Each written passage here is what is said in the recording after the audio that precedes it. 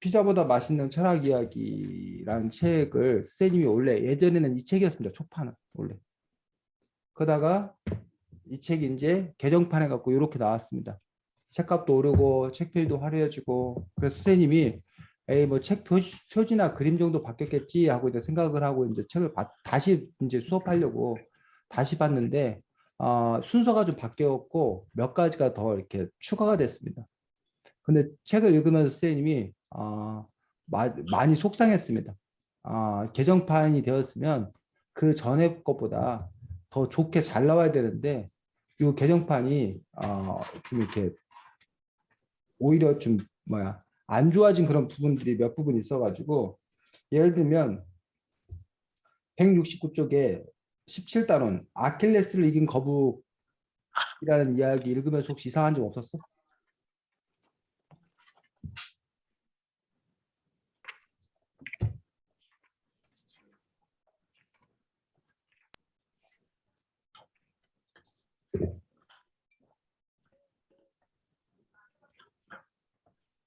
아킬레스를 이긴 거북이라는 이야기 읽으면서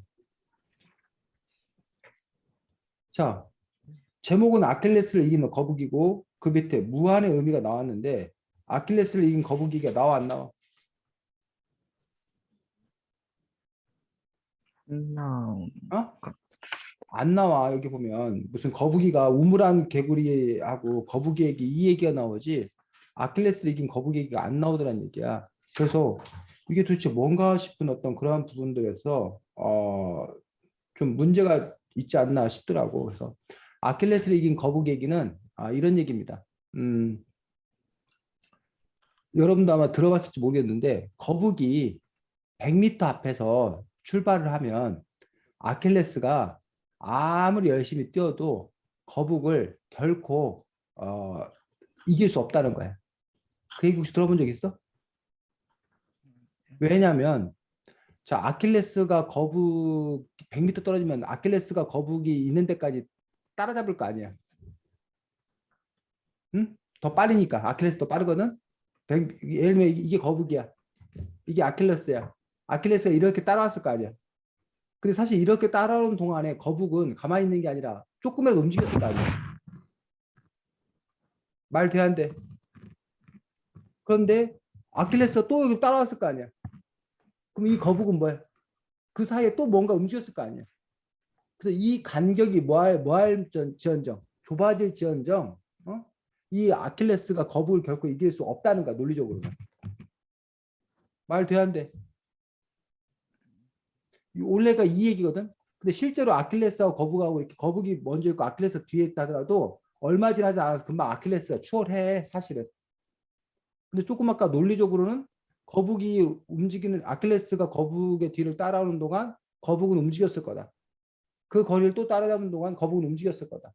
그러므로 아킬레스는 결코 거북을 뭐 할 수 없다? 이길 수 없다.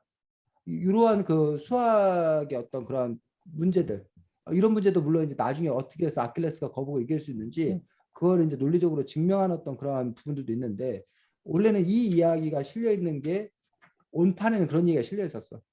근데 여기는 지금 그 얘기가 싹 빠지고 그럼 제목이라도 바꿔야 되는데 제목은 또 안 바꿔놨어. 그래서 선생님이 지금 이 책 욕하고 있는 거야.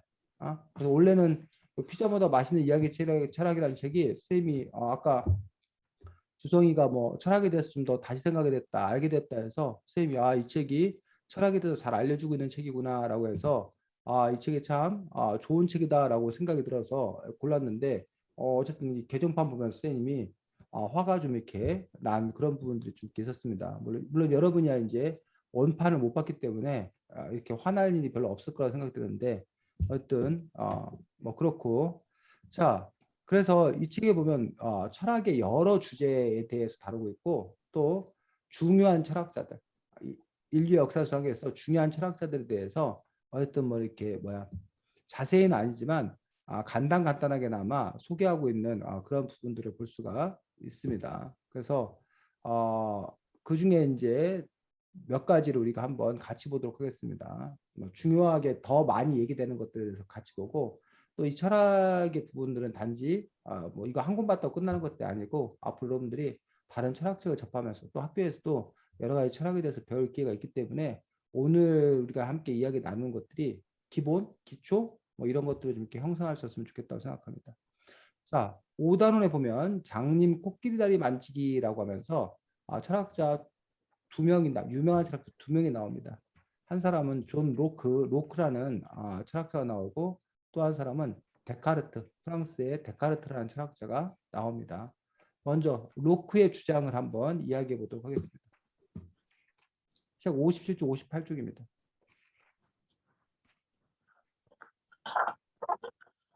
로크는 사물을 판단할 때 경험이 먼저라고 생각했어요. 그렇지. 그래서 이게 영국 쪽이고 로크는 영국 사람이고 그래서 우리가 이것들을 경험론이라고 해요. 경험론. 그러니까 우리가 인간이 경험하지 않으면 알 수 없다. 보고, 듣고, 만지고, 맡고, 냄새 맡고, 촉감으로 느끼고 이래야지만 우리가 알 수가 있다는 거예요. 우리 인간은 백지 상태였었는데 경험을 통해서 하나하나 쌓아 나간다. 이것들이 이제 경험이 어떤 그런 중요성들. 그리고 이제 이것들이 과학적으로 그러니까 어려운 말로 귀납법이라고 해요. 귀납법. 귀납법은 재현이 눈이 두 개네. 주성이 눈도 두 개네. 준호 눈도 두 개네. 선배 눈도 두 개네. 인간의 눈은 두 개다. 이런 식으로 그 원리를 끌어내는데 개별적인 어떤 그러한 구체적인 사실로부터 일반적인 원리를 끌어내는 것들이 이제 귀납법이라고 얘기하는데 바로 이렇게 경험론에 기초한 그런 부분이라고 볼 수가 있습니다. 자, 그런데 이 경험론에 대해서 반박을 하고 있어. 반박. 어떻게 반박하고 있어? 우리가 봐야지만 알 수 있다. 우리가 경험해야지만 알 수 있다. 라는 것에 대해서 어떻게 반박하고 있어?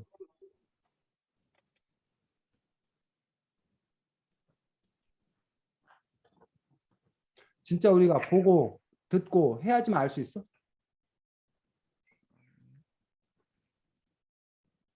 응?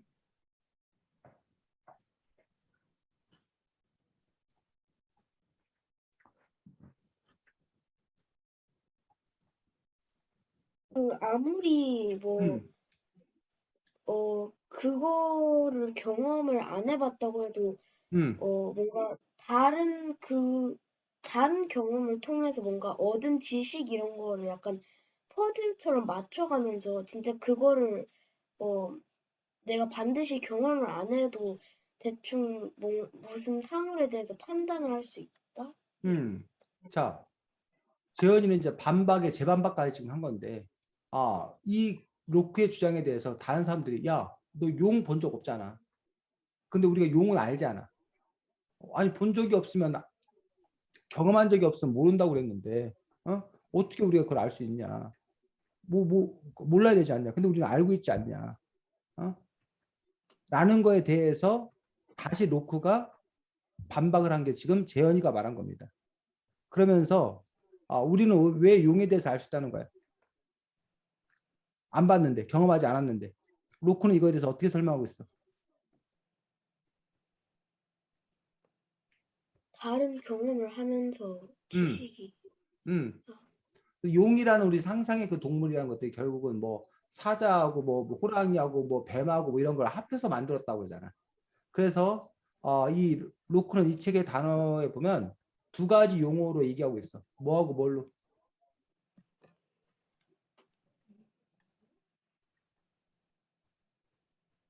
단순관념과 복합관. 그렇지. 단순관념과 복합관념에 대해서 이야기하고 있는 걸 볼 수 있습니다. 준호, 단순관념이 뭐니? 단순관념?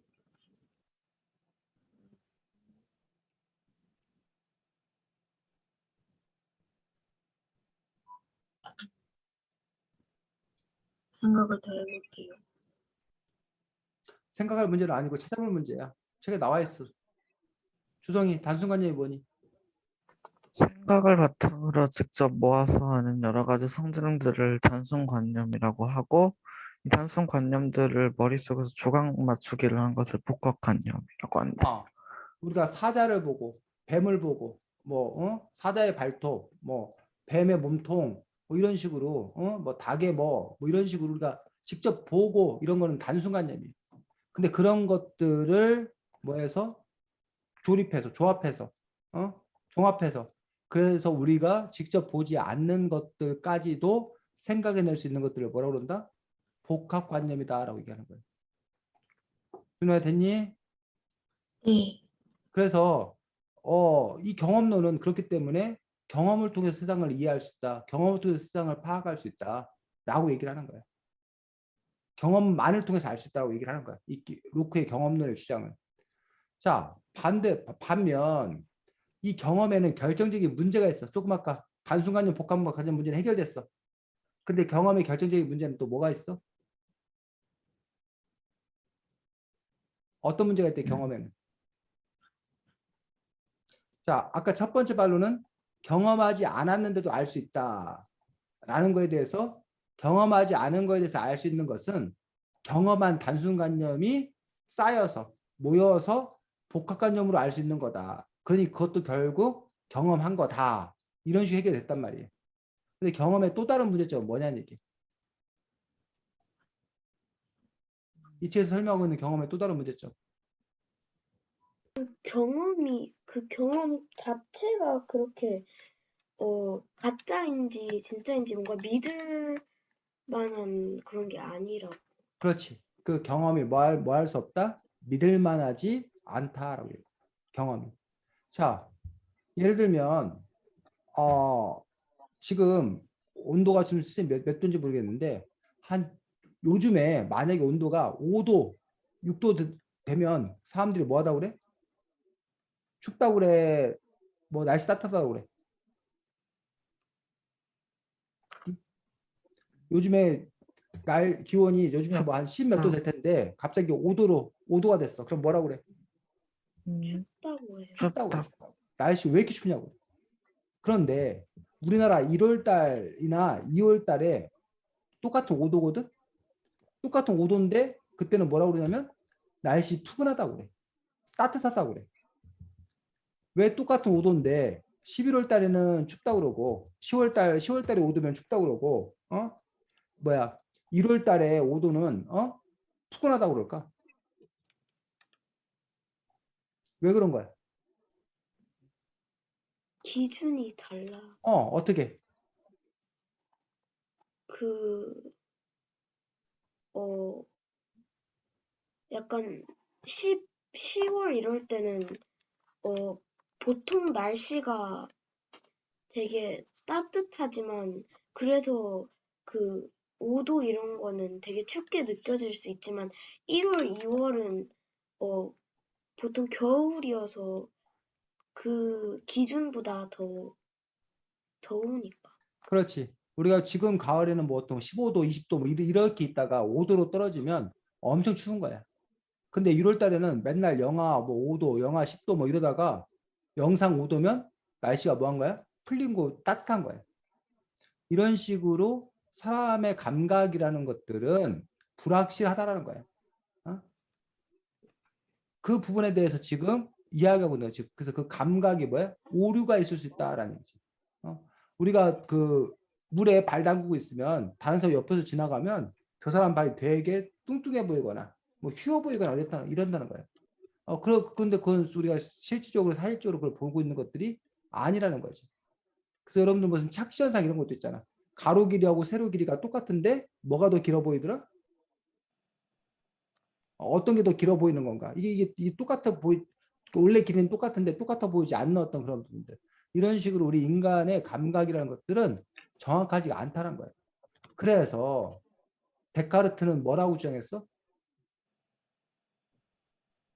데카르트가 한 유명한 말이 뭐야? 나는 생각한다, 고로 존재한다. 나는 생각한다, 고로 존재한다. 라는 말을 데카르트가 했는데 이 말이 왜 나온 거야? 이 말이 되게 유명한 말인데 나는 생각한다, 고로 존재한다라는 말이 갖는 의미가 뭐야? 준호.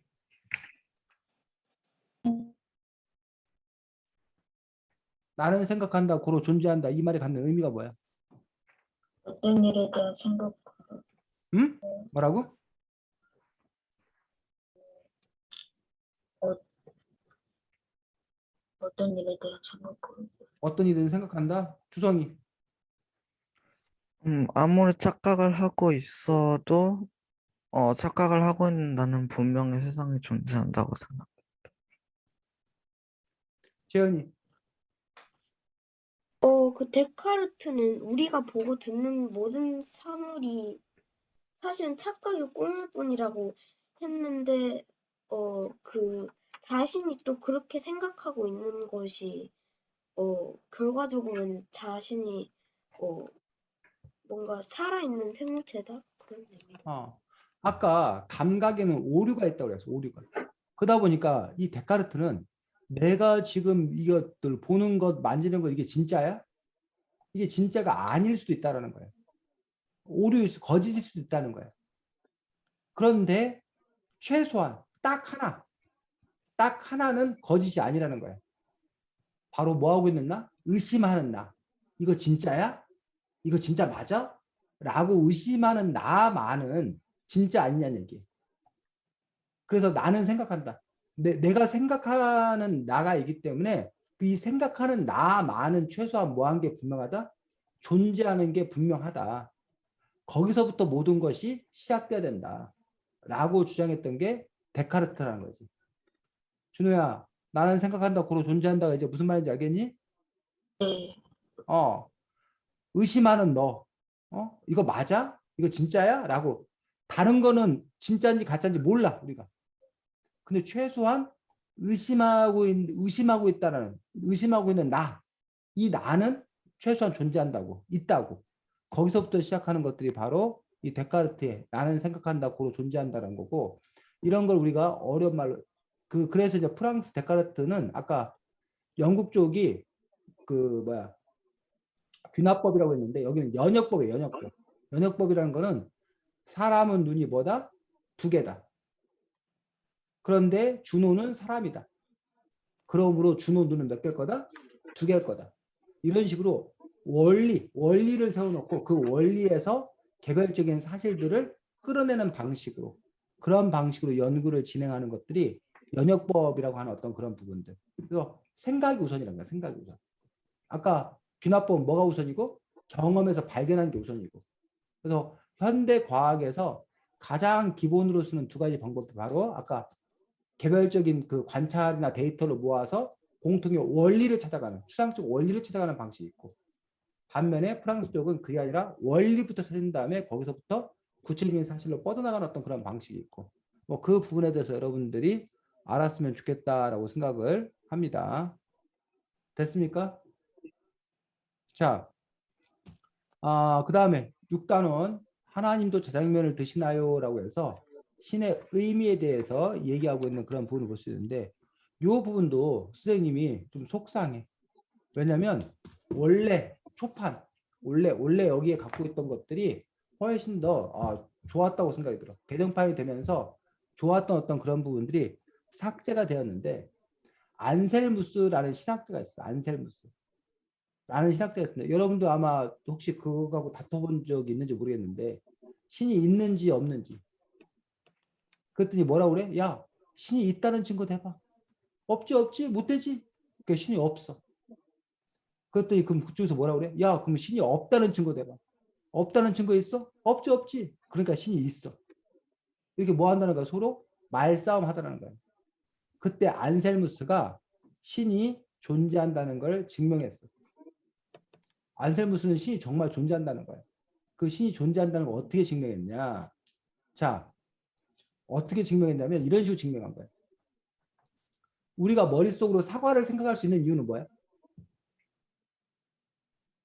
사과를 받기 때문에? 사과를 받기 때문에. 사과가 있기 때문에 사과를 생각하는 거 아니야. 사과가 없는데 사과를 생각할 수는 없는 거 아니야. 우리가 주성이를 생각할 수 있는 이유는 주성이가 뭐하기 때문에? 존재하기 때문에 생각한다는 거야. 말 돼, 안 돼? 네. 그러니 우리가 신을 생각한다는 것은 뭐하기 때문에? 신이 존재하기 때문에 우리가 신을 생각하는 거 아니냐. 그래서 신은 존재한다라고 안셀무스가 주장을 했어. 말 돼?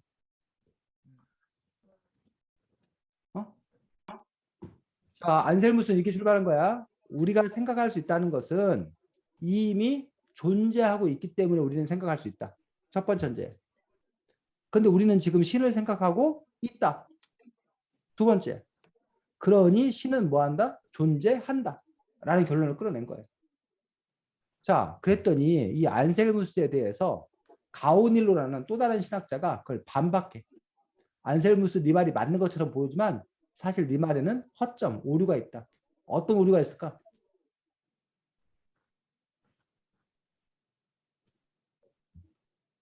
어떤 오류가 있을까?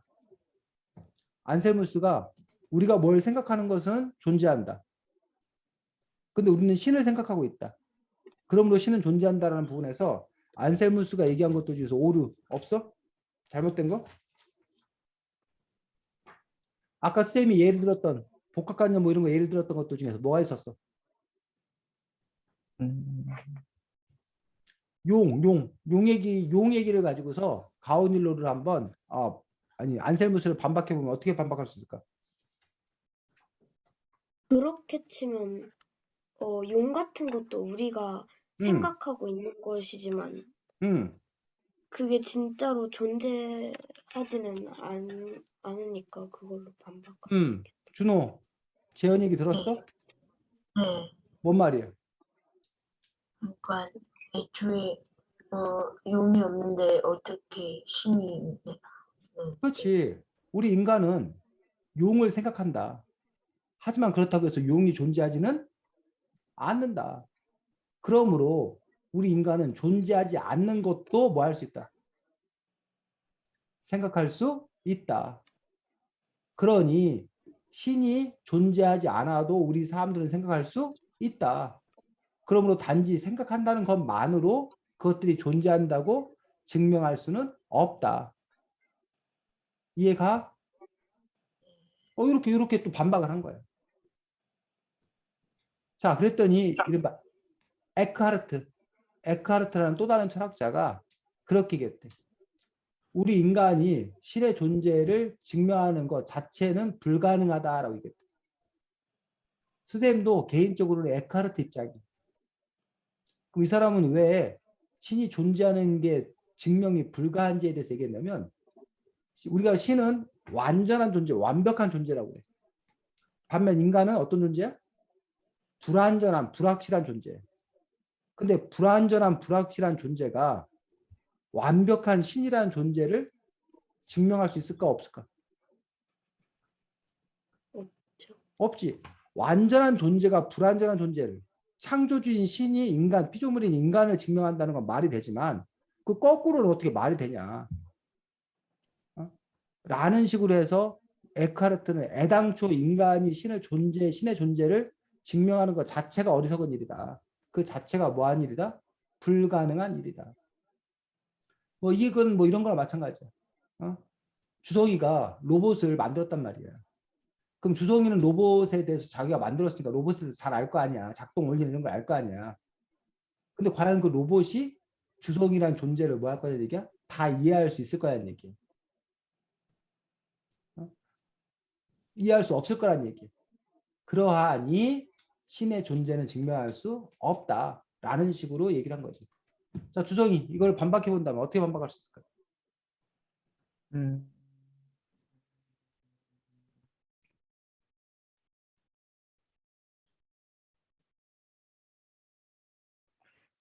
재현이 반박한다면 어떻게 반박할 수 있을까?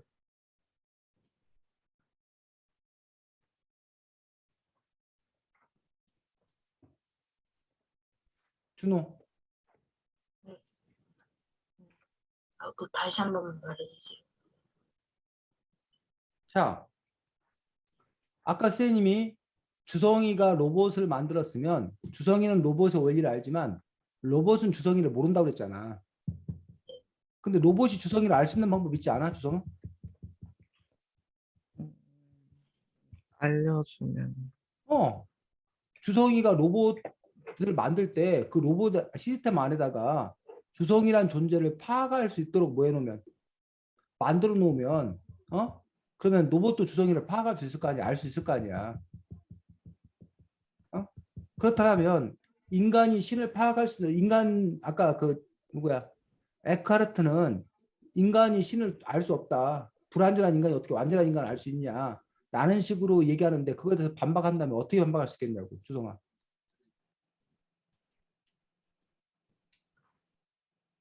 신이 있단 거를 어, 알려주면 신도 신이 우리 인간을 창조할 때 우리 인간에게 신의 존재를 알 수 있는 그런 뭔가를 DNA를 심어줬으면 인간이 알 수 있는 거 아니냐 라는 식의 이야기가 가능하겠지. 물론 거기는 또 다른 문제가 있겠지. 그런데 그런 신을 알려주는 어떤 그런 장치가 과연 존재하느냐 안 하느냐 이걸 어떻게 하느냐 라는 문제가 또 이렇게 있을 거란 얘기. 자 어쨌든 이게 이제 신 존재 증명을 둘러싼 그런 철학자들 신학자들 사이의 논란이야. 자 여기는 그 전판에 있었던 거고 여러분 책에는 안 나와 있는 거야. 자 그런데 여러분 책에 나와 있는 것들이 바로 칸트야. 칸트는 신의 존재를 증명하는데 자기는 관심이 없다.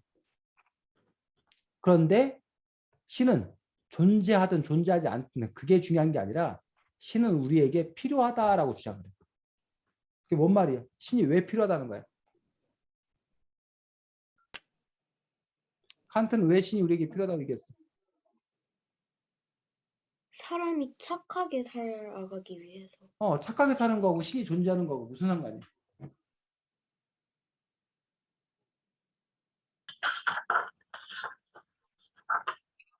그 뭔가 신이 있다고 사람들이 신이 실제로 있으면 뭔가 우리의 행동을 다 감지하고 하니까 뭔가 사람들이 양심이라는 게 생겨서 더 착하게 살 수 있다.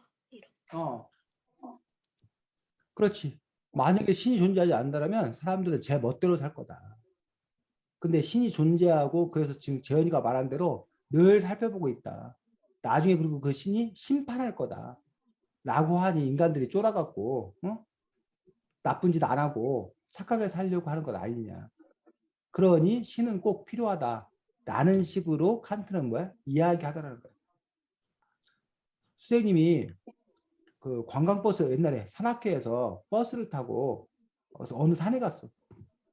그런데 그 버스 기사 아저씨가 차 문을 안 잠궈. 차 문을 활짝 열어놓고 자기도 같이 가는 거야. 차에다 짐을 놨는데.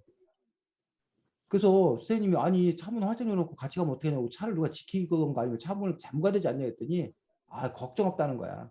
왜?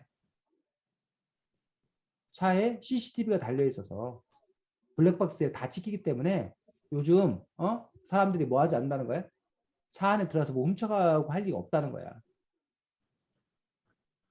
그래서 그 CCTV가 진짜 그래서 가끔 여러분들 또 어디 가다 보면 CCTV 작동 중 뭐 쓰레기 버리지 마시오 뭐 이런 거 써있단 말이야.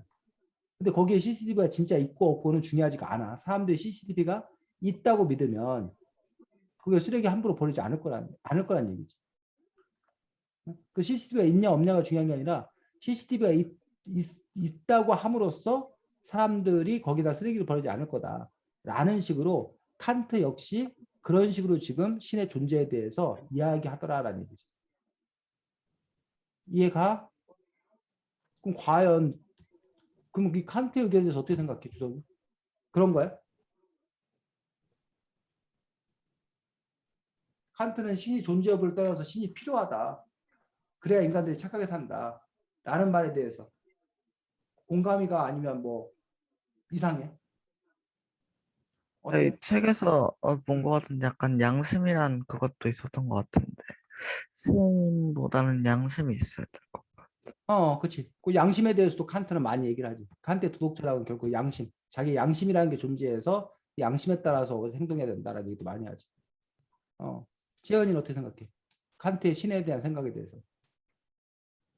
저는 이렇게 신이 있으면 뭔가 착하게 살면 좋은 점도 있겠지만 아무리 그래도 계속 막 그 신이 있다는 생각에만 뭔가 집중을 하고 뭔가 계속 착하게 살자 이런 거를 계속 목표로 두면 뭔가 자신이 진정으로 원하는 거 그런 거를 좀 영향을 끼치지 않을까 이런 생각을 했어요.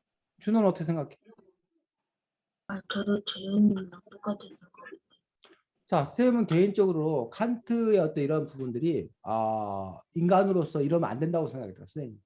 선생님 개인적인 생각이야. 여러분한테 선생님 생각이 맞다고 얘기하는 거 아니야. 뭐 예를 들면 신을 믿는 사람들은 신이 우리 인간을 창조했다고 믿어. 그런데 이 칸트의 생각은 우리 인간들이 착하게 살아야 되기 때문에 신이 필요하다는 거야. 그러니까 그걸 뭐라고 설명해야 되나? 선생님 생각은 감히 우리가 신은 우리가 예배드리고 찬양해야 될 존재인데 그게 아니라 우리 인간들이 착하게 살려고 신이 있어야 돼. 라고 신을 마치 인간의 필요한 물품처럼 얘기하고 있다는 거예요. 이거는 선생님 생각에는 이른바 신을 믿는 사람한테는 이게 신성모독이에요. 신성모독. 당연히 그 신의 존재를 믿고 따르고 떠받들고 찬양하고 예배드리고 이게 그 신을 믿는 사람들의 태도지. 어떻게 그 신이 우리 인간들에 비해 필요한 존재다. 이런 식으로 얘기하느냐. 그래서 어떤 사람들은 실제로 그렇게도 많이 얘기해. 사람들이 종교를 신을 뭐 했다고? 발명했다고. 신이 인간을 창조한 게 아니라 인간이 살아가는 과정에서 신을 창조했다고. 신이 필요해가지고 그래서 만들었다고. 이렇게 주장하는 사람도 있다는 얘기죠. 그래서 그런 부분에 있어서 또 이걸 어떻게 판단하고 생각할 건가라는 부분들은 또 여러분 각자의 또 의견이 중요하다고 생각합니다. 자, 7단원 보겠습니다.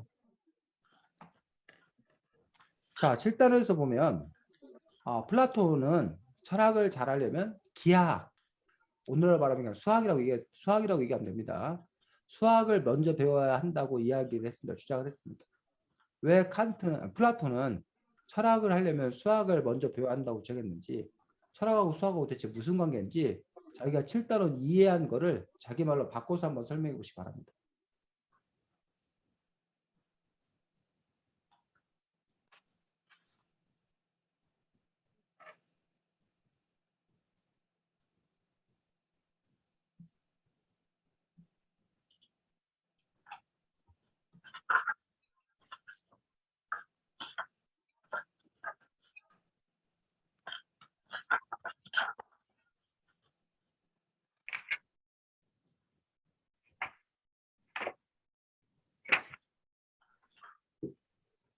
제가 이해한 거는 뭔가 음. 그 철학이라는 게 뭔가 자기가 알아듣고 경험한 거 너머에도 생각할 수 있는 그런 능력이라고 이해했는데 여기서 수학도 뭔가 그 교재 이런 데 쓰여진 게 아니라 우리가 그것을 보면 바로 이런 게 있구나 이해를 하고 뭔가 더 생각을 해보고 삼각형 같은 것도 뭔가 정확히 60도인지도 모르지만 우리가 정확히 파악을 하고 그런 성질처럼 철학과 수학은 되게 깊게 연관됐다 이렇게 이해했어. 자, 지금 재현이처럼 준호와 주성이도 저렇게 자기 말로 그것들을 이해할 수 있는 그런 태도들, 그것들이 우리의 독서의 어떤 그런 기본적인 태도라고 생각이 들어서 만약 그게 자기 말로 설명이 안 된다면 아직 내가 책 읽기가 충분하지 않은 상태구나라고 해서 도대체 이게 무슨 말이지? 라고 따져 있는 그런 연습들이 필요하다고 생각합니다. 자, 플라톤은 뭐 다른 데도 나오는데 플라톤 하면 제일 많이 얘기 되는 게 이른바 이데아라는 이데아. 이 세상 어디인가는 완전한 삼각형이 존재하는 거예요. 완전한 용기가 존재하는 거예요. 완전한 착함이 존재하는 거예요. 그런데 지금 우리가 사는 세상, 현실계는 그 완전한 거를 흉내낸 거에 불과하다는 거예요. 그래서 우리가 지금 사는 현실계는 불완전이에요. 불완전. 그 불완전한 가운데서 완전함을 추구하려고 애쓰는 게 그게 철학이라고 플라톤은 생각을 해. 그런데 뭐도 마찬가지라는 거야? 수학도 마찬가지라는 거예요. 수학, 특히 기하학.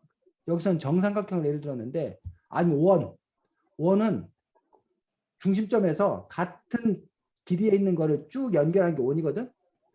근데 아무리 정확하게 원을 그린다 하더라도 그 원이 정말 똑같은 원을 그릴 수는 없다는 거야. 자, 우리 3cm를 여러분이 그으면 그 3cm가 3.00001cm이던가 아니면 2.99cm던가 정확한 3cm는 그 아무도 뭐 할 수 없다는 거야. 그릴 수 없다는 거야.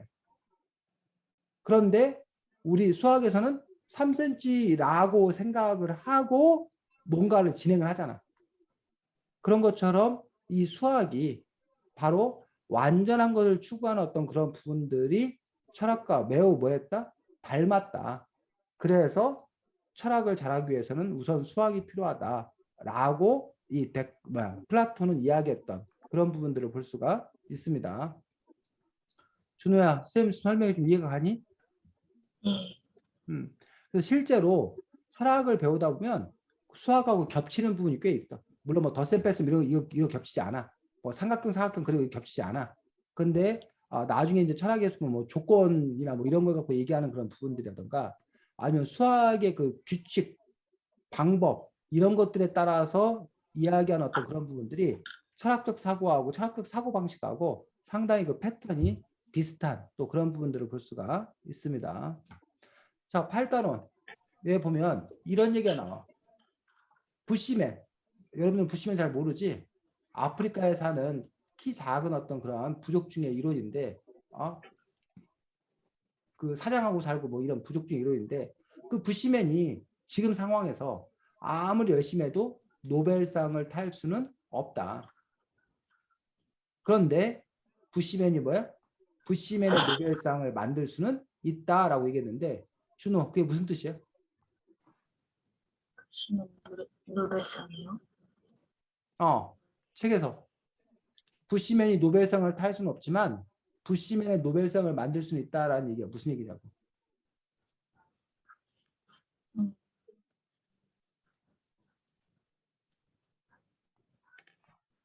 주성이 무슨 뜻이야?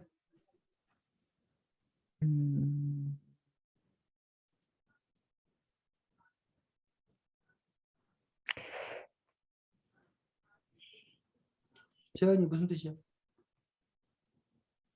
제 생각에는 그 노벨상이라고 하는 게, 뭔가 전 세계적인 것은 아니고, 나라는 기억이 잘 안 나는데, 무슨 그 특정한 한 나라의 기준으로 뭔가 훌륭하고, 무슨, 평화나 그런 것을 아니면 과학 이런 부분에서 노력한 사람에게 주는 상인데 또 아프리카 이런 곳에는 그런 게 뭔가 가치관이 아니라 뭔가 용기 아니면 사냥 이런 것이 가치관일 수도 있어서 부시맨들이 사용하는 노벨상을 만든다면 뭔가 그 노벨상을 받는 사람들이 어떤 식으로 훌륭한지 그런 게 달라질 수 있다는 그런 얘기인 거. 그래서 여기서는 지금 이른바 문화의 상대성, 문화의 다양성에 대해서 얘기하고 있습니다. 즉 부시맨이 지금 현재의 노벨상은 아까 전에 설명했듯이 노벨 화학상, 노벨 물리상, 노벨 경제학상인데 그게 이른바 서양의 문법, 서양의 어떤 그런 방식, 학문의 성취를 한 사람들에게 주다 보니 그러한 배경이 없는 부시맨 입장에서는 그걸 따라잡을 수는 없다는 거야, 그 방식을. 하지만 그런 그 노벨상의 방식만 중요한 게 아니라 부시맨들의 문화, 부시맨들의 삶의 방식도 중요하더라는 얘기. 그 바둑 기사들한테는 바둑을 잘 드는 게 제일 중요한 거잖아. 근데 부시맨들한테 바둑 잘 드는 건 쓸데없는 일이라는 거지. 부시맨들한테는 창을 얼마나 잘 던지느냐, 얼마나 뭐 잘 도망치느냐, 나무에 얼마나 잘 오르느냐, 이런 것들이 그들에게는 훨씬 더 중요한 어떤 그런 분야인 얘기. 근데 오늘날 우리들에게 창을 잘 던지는 거, 나무에 잘 오르는 거, 뭐 짐승의 소리를 잘 듣는 게 우리가 도시인들이 생활하는데 사실은 뭐예요? 별로 필요 없는 어떤 그런 기능들이라는 거지.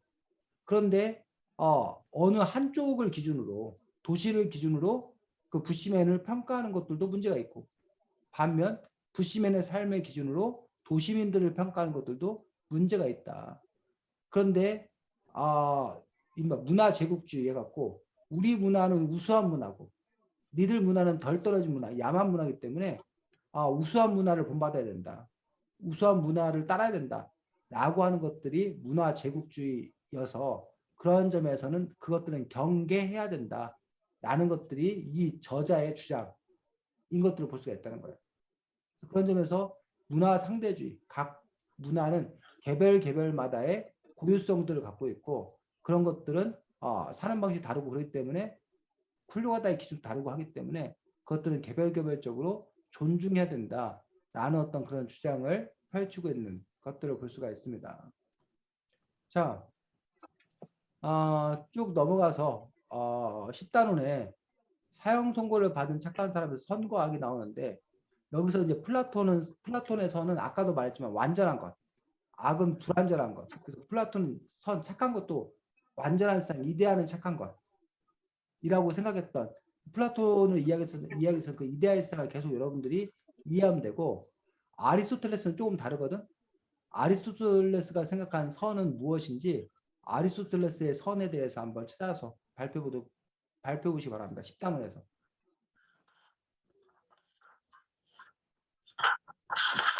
아리스토텔레스가 생각한 선이란 무엇인지.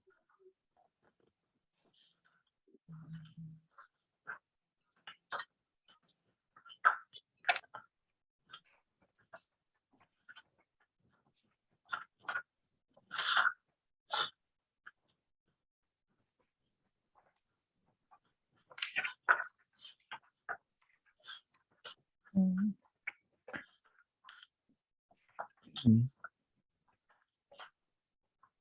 아리스토텔레스는 각 생물이 자신이 가진 능력과 가능성을 실현하는 것이 선이라고 생각했어요. 그렇지. 아리스토텔레스는 그 플라톤의 제자예요. 그러니까 소크라테스가 제일 위고 그 소크라테스의 제자가 플라톤이고 그 플라톤의 제자가 아리스토텔레스인데 아리스토텔레스하고 플라톤은 좀 다른데 아리스토텔레스는 세상 모든 사물들 속에는 각자의 가능성이 숨어져 있고 그 가능성을 드러내는 게 그게 선하다라는 거예요. 그게 착하다라는 거예요. 자, 그 얘기가 여러분들 나중에 어디에서 한번 더 나오냐면 15단원에서 아리스토텔레스의 행복론이 나오거든. 아리스토텔레스는 뭐가 행복하다고 했나? 찾아서 발표해보도록 하겠습니다. 15단원 행복을 재는 저울에서 행복이란 해서 아리스토텔레스가 생각한 행복이란 무엇인지.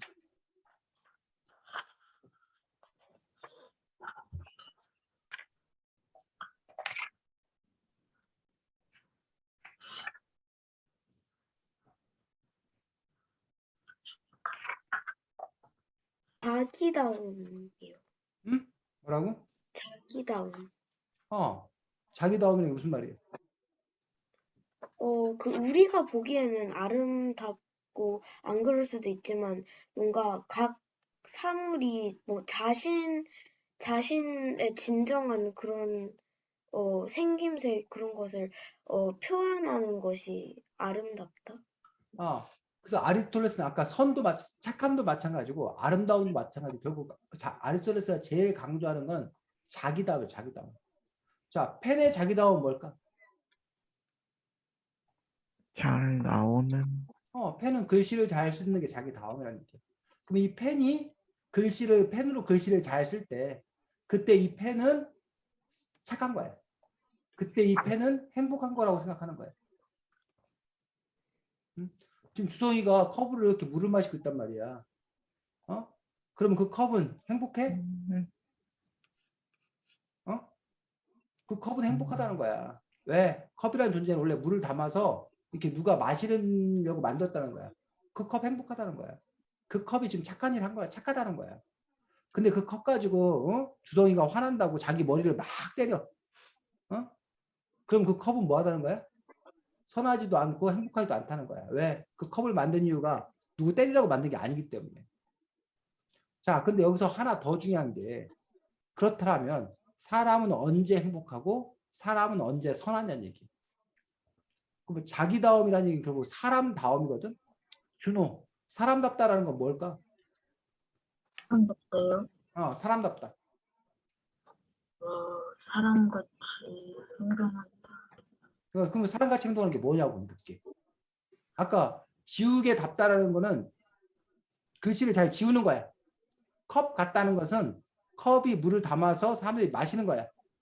그러면 사람답다는 건 뭐냐고 주는 거야. 여러 가지를 행동하는 것. 여러 가지를 뭐 하는 거? 여러 가지 행동하는 행동하는 거, 것. 행동하는 것? 행동하는 것이라고 그래서 준아 지금? 네. 아니 말만 정확히 해봐. 여러 가지 뭐라고 했어? 여러 가지까지 들었는데 그 다음 단어를 정확히 못 들었다고. 여러 가지 행동하는 거요. 행동하는 것, 행동. 주성이 사람답다는 게 뭐야? 올바르고 바른 생각을 하며 살아간다. 재현이 사람답다는 게. 저도 주성이처럼 그 사람은 원래 생각을 하는 그런 생물이니까 생각을 올바르게 하는 것이. 그렇지. 사람답다는 것은 사람이라고 얘기할 수 있는 것은 생각하는 거. 생각할 수 있는 존재라는 거야. 근데 그 생각을 바로 올바르게 바르게 생각하는 게 사람다운 거고 올바르고 바른 생각을 하는 게 착한 거고 올바르고 바른 생각을 하는 사람이 바로 행복한 사람이라는 거야. 자, 그러면 올바르고 바른 생각을 하며 살아가는 사람이 누굴까? 올바르고 바른 생각을 하며 살아가는 사람들이 직업적으로 누가 그런 일을 하는 사람이에요? 철학자들. 그 아리스토텔레스는 자기가 제일 선하다는 거야. 자기가 제일 착하고 자기가 제일 행복하다는 거야. 철학이 제일 중요하다는 거야. 결국 그 얘기하고 있는 거야. 그래서 사람들이 철학해야 된다고 생각하는 거야. 그게 선이고 그게 아름다움이라고 생각하는 거야. 이해가? 철학이라는 말 자체가 필라소피아인데 그 지혜를 추구하는 거야. 지혜를 사랑하는 거야. 그 지혜를 사랑하는 것, 생각을 하는 것, 그것이야말로 아리스토텔레스가 보기에는 사람답게 살아가는 것이고 그것이야말로 선한 것이고 그것이야말로 행복한 것이다라고 얘기하고 있는 그런 부분들을 볼 수가 있습니다. 자, 아까 누가 그 알렉산더 대왕하고 그 얘기했지? 디오게네스? 얘기한 사람 있었지? 아까 주성 얘기했나? 네. 그게 어느 단어에서 나오는 거야? 아까 어느 단어였어? 15단원. 행복에는 여기서 나왔구나. 그거는 왜 그런 거야, 주성아? 왜 알렉산더하고 디오게네스하고 해서 이 측에서는 왜 디오게네스가 더 행복한 것처럼 얘기하는 거야?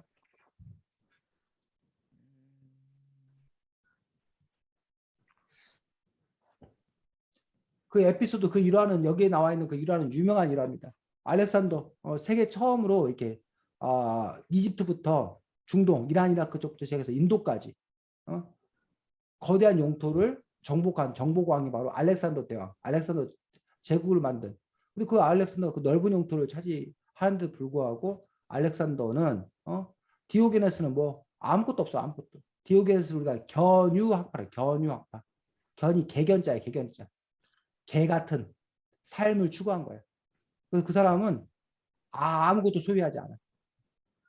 그냥 그 옷 우통도 벗고 그냥 자기 걸치 쓴 옷, 그러면 통나무 같은 거 하나에 그냥 들어가 사는 거야. 거지처럼 사는 거야. 일부러. 아무것도 소유하지 않아도 행복할 수 있다는 걸 본인 스스로 보여준 거야. 가난해도 행복할 수 있다는 걸 본인 스스로 보여준 거야. 그래야 된다고 생각한 거야. 그러면서 그 알렉산더가 그 디오게네스가 유명하다니까 찾아와가지고 너 정말 끝내준다. 너 뭐 필요한 거 있으면 얘기해라. 내가 왕이다. 그랬더니 디오게네스가 한다는 소리가 뭐였다는 거야? 지금 나한테 필요한 건 뭐다? 햇빛이다, 햇빛. 너가 앞에 가로막고 있어서 햇빛을 못 쬐다. 그거 좀 비켜줘라. 라고 했다는 건 유명한 일이야. 그래서 알렉산더가 이른바 내가 알렉산더가 아니었으면 저 디오게네스가 되고 싶었다. 라고 하면서 알렉산더 대왕은 또 다른 더 넓은 땅을 차지하기 위해서 또 전쟁터에 또 나갔어. 그러면서 알렉산더는 이미 많이 갖고 있었는데 더 많은 걸 갖기 위해서 뭐 했다는 거야? 또 전쟁터에 나간다는 얘기. 근데 디오게네스는 아무것도 갖고 있지 않은데 아무것도 갖고 있지 않은데도 풍요롭다고 생각하는 거야. 과연 누가 더 행복한 사람인 건가? 라는 어떤 그런 부분에서 무엇이 행복인가? 라는 어떤 그런 부분들. 대다수의 사람들은 알렉산더 같은 삶을 사는 거야? 디오게네스 같은 삶을 사는 거야? 알렉산더. 알렉산더 같은 사람 사는 거지.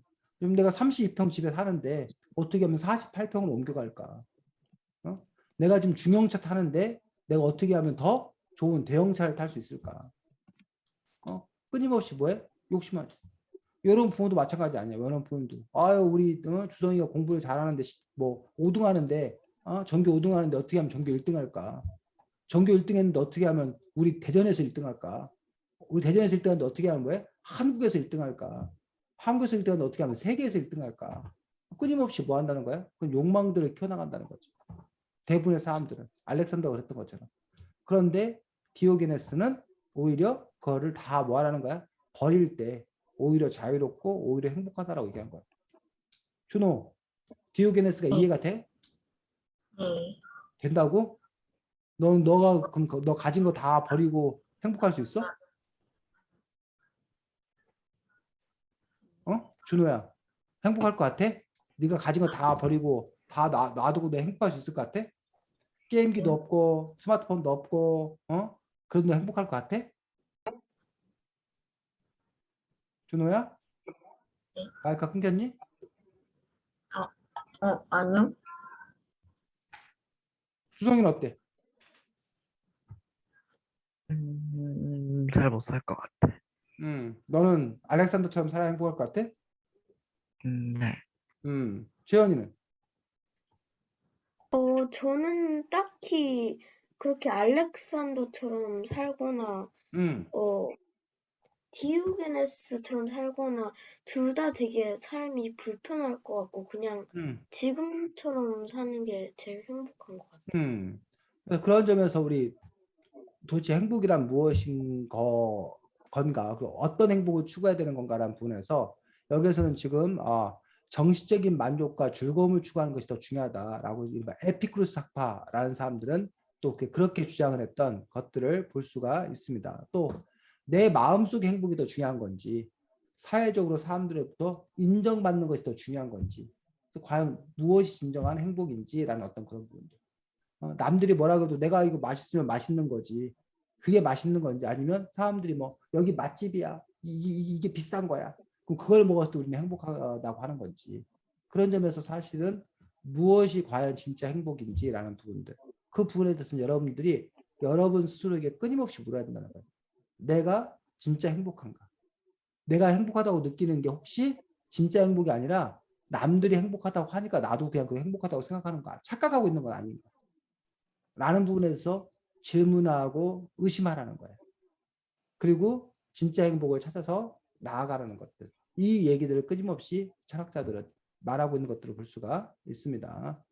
자, 우리가 뭐 여기서 더 뭐 여러 가지 살펴봐야 되는데 우리가 선생님 뭐 생각에 중요하다고 생각하는 것들 중심으로 몇 가지 함께 알아봤고 처음에 아까 얘기했듯이 여러분들이 이게 뭐 오늘 끝나는 것들이 아니라 여기서 관심 있는 것에 대해서 여러분들이 더 탐구하고 추구해봤으면 좋겠습니다. 그래서 어쨌든 뭐 철학이라는 게 뭐 대단한 뭐 것이 있는 것이 아니라 이렇게 여러분들이 오늘 고민하는 것 자체 그 자체도 철학일 수 있고 다만 철학자들의 철학서를 읽는 것은 어떤 유익함이 있냐면 우리가 처음부터 고민하지 않아도 된다는 거예요.